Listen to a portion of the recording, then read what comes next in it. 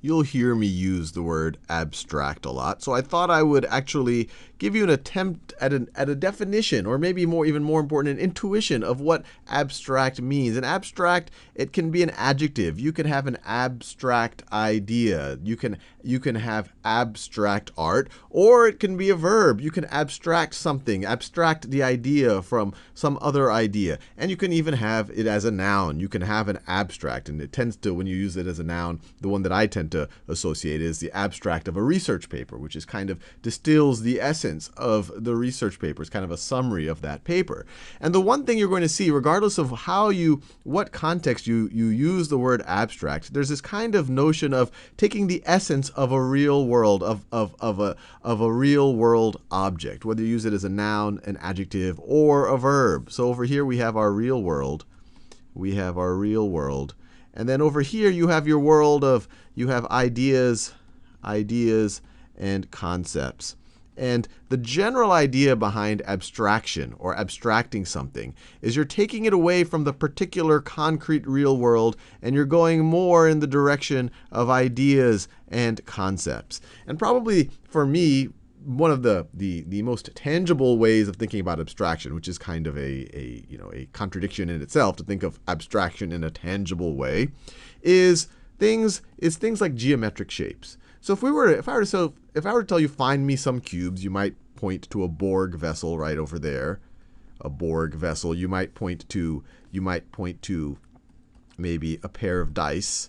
So let me draw the pair of dice if you are looking for cubes. So you might point to a pair of dice that looks something like that. You might point to a Rubik's Cube, anything that you could find. There might be a building that looks like a cube. There might be a building that looks like a cube. Or maybe there's a box in your house that is a cube.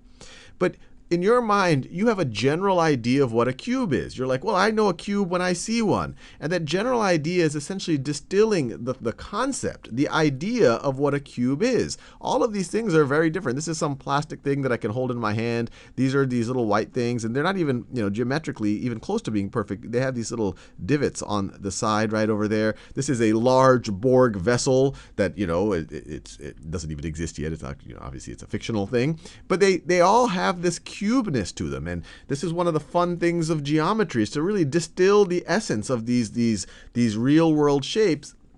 And we do have a definition in geometry, which is an object like this. I guess you could have an object like this, where every side has the exact same length. So if this is length 1, then that would be length 1. That is length 1. But it doesn't have to be. Whatever the length this side is in this dimension, then in this dimension it's going to be that length, and in that dimension it's going to be in that length. And I'm not giving you the rigorous geometric definition, but I'm just trying to highlight that there is a pure idea of what a cube is.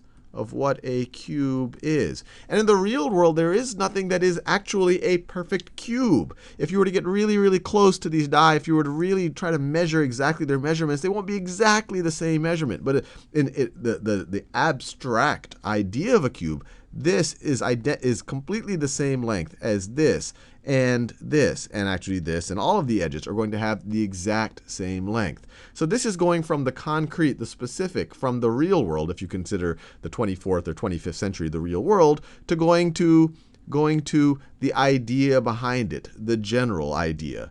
And you've probably also heard the word abstract in terms of art, like abstract art. So this is abstract art. And it's the same general idea. If you look it up on a dictionary, you're going to find 20 definitions of the word abstract. But it's all essentially trying to say the same thing. Abstract art is art that is not focused on trying to paint reality the exact way that reality exists. If you look at kind of a lot of Renaissance art, they're skilled at painting figures exactly how they look in the real world. But the abstract artists, sometimes they're not even trying to even represent anything that's in the real world. They're trying to represent a raw idea, or they're trying to represent a raw expression of color and form and texture. And this is a Jackson Pollock painting right over here. And I pronounce many, many things wrong. This was taken by our own Stephen Zucker, art historian.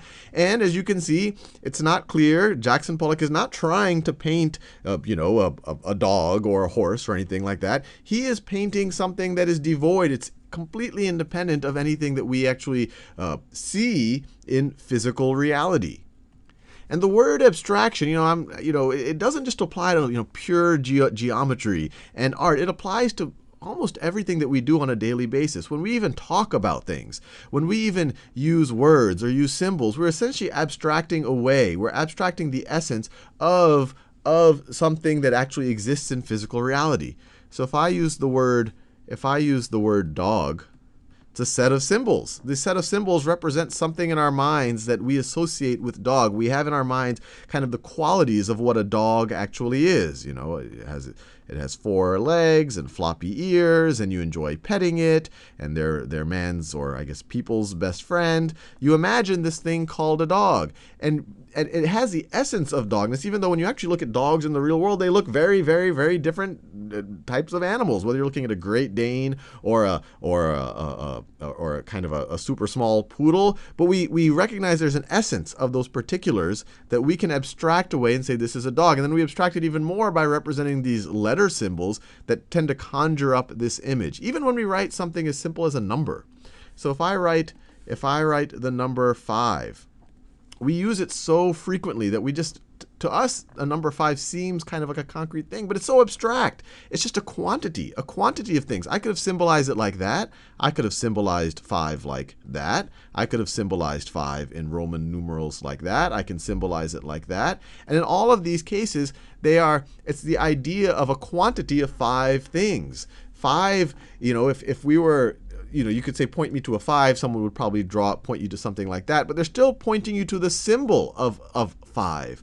But it's still a very, very abstract idea. So hopefully this gives you an appreciation for what abstract means. As you can tell, it's kind of for lack of a better word, it's kind of an abstract idea. Not to be too cute about that.